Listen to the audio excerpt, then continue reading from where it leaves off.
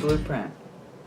See, she asks me every time before she starts the camera, what are you going to say? Because when I first did my videos, I go, hi. It just made me crazy. As you can see, I've loosened right up. Welcome to the Magic of Mitch Marner special.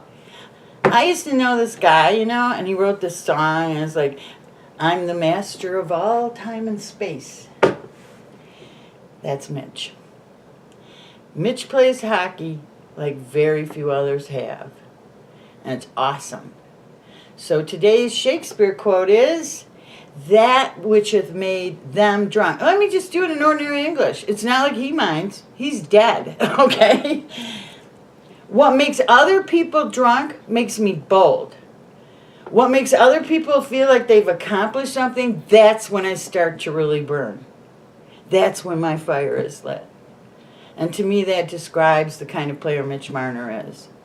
And sometimes, you know, people draw parallels between him and Doug Gilmour, but honestly, he doesn't have that insanity that Gilmour had, that like Gilmour, you know, start fights and hit guys, you know, jump right in. And, you know, I mean, Gilmour was more of the old time. And it's been interesting this week because Wayne Gretzky, who, you know, let's not get into the pros and cons of Gretzkyism. Let's just say, you know, most people agree, I'd say 99.9% agree that he is the most exciting hockey player to have ever played hockey. Some say great, and that's, you know, upwards of 80%, but the greatest of all time. I'm not necessarily sold on that because there's too many factors to eras comparing. But excitement, oh yes. And his team, when he was on the Edmonton Oilers with Mark Messier, they provided something that apparently Gretzky is reminded of this by Matthews and Marner. Now, he's talking about Nylander. I mean, this is what's funny to me. Right. And he says, yeah, he should have signed. Anyway, Marner and Matthews remind me and Messier. Messier was big. His nickname was Moose. The one thing people will tell you about Austin Matthews, like straight away, you cannot believe how big this guy is. It's not about being 9 feet tall. It's about massiveness. Like, he's a fully formed adult kid at 21 years old. So he must be Messier. And you know what that makes Mitch? Mm-hmm. Yeah. But I told you that. But again, you don't care, because until you hear it from someone else, you don't know I'm right. And I find that ironical, and ironical isn't a word. Yes, it is. No, isn't I heard it in a song. It's a word. Isn't it ironical, Yes. don't you think? Yes. Not that song. No, I heard it in another song. It was for a Okay. BT Cruiser commercial. Which Oh, a ages me, commercial. doesn't Oh, good Lord. it? Wow. It was I like the BT Cruiser. like a all-girl black band, a cool hip-hoppy kind of song. Cool? Like us? No, Way younger, I bet. way younger. So, well, the thing about this kind of player is invention and creation. There are no way you could tell a little kid this is how you become Mitch Marner, okay?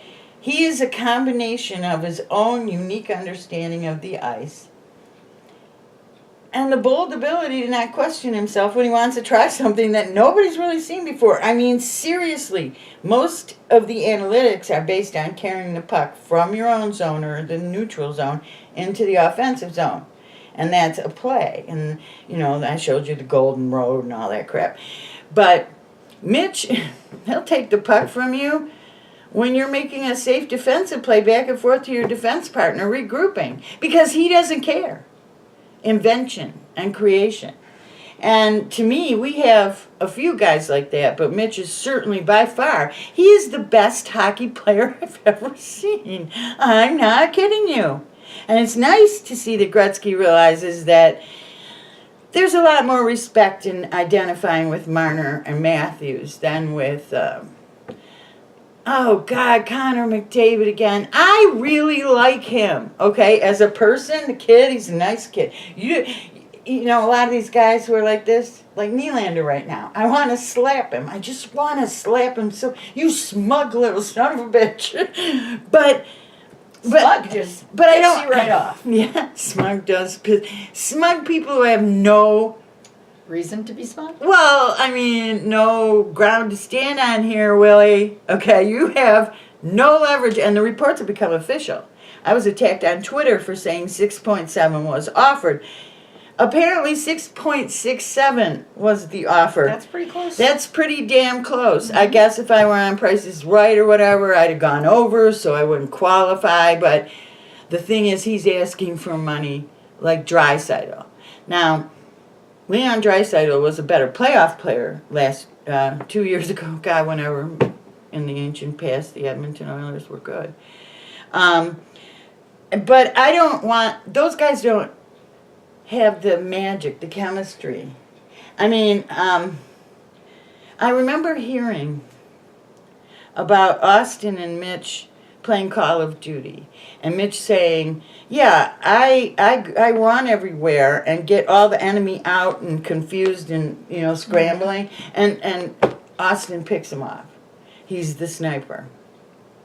And I thought, well, this is a relationship you guys understand well. I mean, that is exactly it.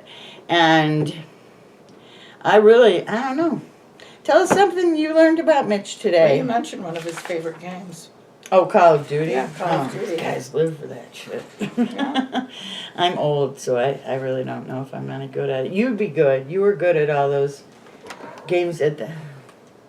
Hello, Shar. Well, Shar, I thought you were not coming back on the air until you were a big star. Well, she's bigger, apparently. She's showing us. Look at I'm that. long, and I deserve to be a star. Right, and I'm not going to be stupid enough to stick my finger anywhere where you can hurt me. No, Because, Call of Duty. Tell me about that. What? How about his favorite television show? Well, The Big Bang Theory. and this is what these kids are. They don't look at the Big Bang Theory. Like, when I first watched it, I thought, this is going nowhere. Nobody cares about nerds. Because I've been a nerd my whole life. Part of my life. I always live a double life, okay? Why live one when you can do two? It's very confusing. And I don't do that anymore. But the Big Bang Theory, that's the way people think now. It's become so rare to be actually knowledgeable at what you care about. Come on, Charlotte. Unless you have something to say, I'm afraid you're going to have to lay down. Look in the camera if you're going to get that close to it. All right. Anyway, what was I saying? My damn cat pisses me off. About that this is the way that people... Oh, they think nowadays, and if you are like that, if you're a person who even knows, say, your own job well, people will resent you because they don't want to learn. They don't understand this whole lifetime learning. They went to school, they graduated, they know everything they have to know. That's not how you become Mitch Marner. He went to a private school. What was it called? Blythe Academy, I believe. Blythe Academy. And him and his buddies, they formed a Excuse me, coffee sir. shop It's called Mod. where they sold bagels and stuff. And other stuff. Friday Bagels and night's other pizza. stuff. A Friday night's pizza. Can't imagine that I would relate to that in any way. And he's from a family that's been supportive and been right there for him. That's always wonderful. But he played for London instead of taking the scholarship. At U of M. At U of University M, Michigan, which right. is a big deal to us Michiganders. Well, you know, it'll be a bigger deal if Harbaugh can manage to beat Ohio State. We'll talk about it after that. God, can you believe Urban Meyer still has a job? There have been 6 things people have sworn he's covering up. One of them is how on earth he keeps his job. Well, all I'm saying is that when you see Mitch Marner, you're seeing the purity of hockey that exists in the mind of someone who understands what's going on the ice. And I think that's what Gretzky's saying. He's saying that he saw the ice in a way that was so, you know, more dimensions than are available to most of us. In a more innovative way than most people do. Right, and that is certainly true. And I think that when you see that in someone else, it doesn't really matter to you what the numbers are at the end of that. because those numbers are going to be great. Remember, Mitch, I believe, led the team in scoring last year, overall points, not in goals, and he's scoring great this year. He is a big reason Tavares is making this jump so quickly to a more 200-foot game. And I know this guy who wants to attack me and say, Tavares back checks. Well, if he does, then he does it really cool and really invisibly, like me at the gym, like a ninja, because I never see it. No, and I don't see it. And I would prefer that people who don't know what they're doing, back checking, just sort of stay out of the way, take the pass, and get it to someone who knows what to do next. And if you're the forward or a center, I don't want you that deep in the zone. Although the center is supposed to be doing a lot of back checking. So, he's played a long time. And Tavares, there's a group of people who are really wondering, should we have done this maybe? Geez, I never said that we'd have trouble signing anybody or that there'd be a identification problem or the team would have trouble playing together or any of those things, did I? Oh, right, I did. I said them all. And nobody cared. Well, you know what? I don't care that you don't care. All right? So, Aleister Crowley, this jackass, why are we talking so much about Zep? Because we're talking about a maestro here. We're talking about someone so in charge of what he does that he doesn't need to think about it. He probably doesn't think about it at all. Whereas you see other guys in total visualization mode. That's what you've said Babcock tells them to do. Don't think, play. Well, while you're on the ice, I'm saying when they're getting ready, I don't think Mitch is going, tonight I'm going to try to, and tonight I'm going to try not to, which is healthy to do. You should visualize. You should put yourself in situations where you've had difficulty and see how you're going to get out of it. Because. So are you saying dude is already zen? The dude. He's enlightened. It's right. He's moving through Kashmir, okay? He's moving through Kashmir. And every moment I watch him, I am as elated as I was by that music. Now, I don't have the same, clearly. I'm 61 years old. The whole idea of having some kind of crush on any of these hockey players is just like... silly. It's creepy crawly. Creepy. And I was never... Somebody accused me, well, not all of us were groupies. Well, I was not a hockey groupie. If those guys had ever found out what I was doing with the rest of my time, I wouldn't have been taken seriously. And it was very important to me. I think those who interact with me online know that. I don't really care about winning my point. I care that you take me seriously, and I care that you don't tell people the big fat lie that I'm boring, because I'm a lot of things, but I'm not boring. Don't make me prove it. And so we're going to move on to just talking about what's going to happen tonight. Tonight, the Los Angeles Kings. Oh boy, are they bad.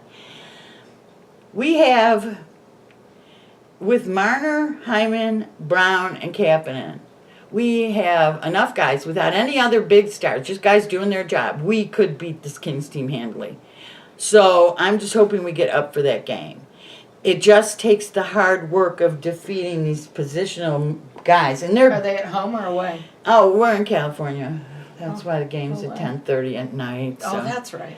Yeah, today, Thursday, Friday, because a back-to-back wouldn't hurt anybody. They went out early, though, and it was funny because on YouTube, Babcock yesterday had all this greenery, and he was in shirt sleeves, and the wind was blowing, and somebody said, are they in L.A. already? And I said, I would have to think so. I mean, I'm in Michigan. Nobody's looking like that.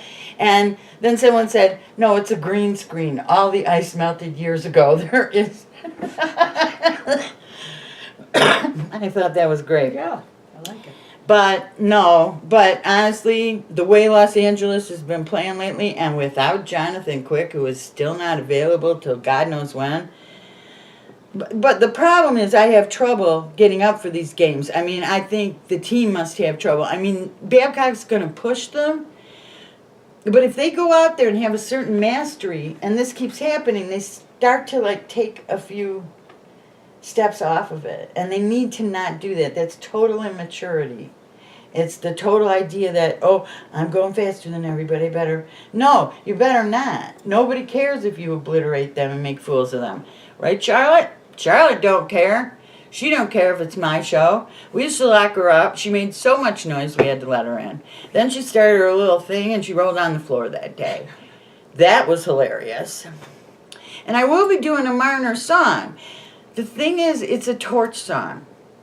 And I need some atmosphere, and I need to do this right. I think, I'm getting closer. So, he'll always be great. We can't afford ambiance right now. No, we're really, if anybody wants to, don't send it, but if anybody wants to contact us for sponsorship, we'd be so psyched. I'll do a little commercial for this or that service. Good. I'm not too good for that. And I'll probably be quite enjoyable doing that. So I just think they need to relax and play their game. This is the biggest struggle with a young team. Don't go out there and beat them. Go out there and impress yourself with how good you are. If you only beat them, if you only play your opponent and don't play your game, a couple of bad breaks and you're done. Bouncing puck and it's over. You need to play your game. And this team, even in the games we haven't won, has played so well. The St. Louis game, they played terrible. I mean, I don't even know what happened there. But all the other games, I've really not had too much bad to say. They get a little tense about offense sometimes, and that's stuff that happens. This is part of the mental thing. You're out there going so fast. But I honestly believe we're on the right track. The blueprint is doing things. I'll be doing more shows about these guys like HYMAN and Brown. And the guys who are so special to this team. The guys who work so hard. I saw somebody this week say, that's Zach HYMAN, what's he doing on there? You know what? If you don't understand Zach HYMAN, I think they should arrest you. I think that's hockey heresy, okay? And so it's a good thing I am not Archbishop of hockey, because if I were, I'd bring the rack back. I would. I would be torturing people who said stupid stuff. Now Charlotte's going straight after the camera, so what we need to do here is say, good luck, go Leafs go, and I'll be back. I promise.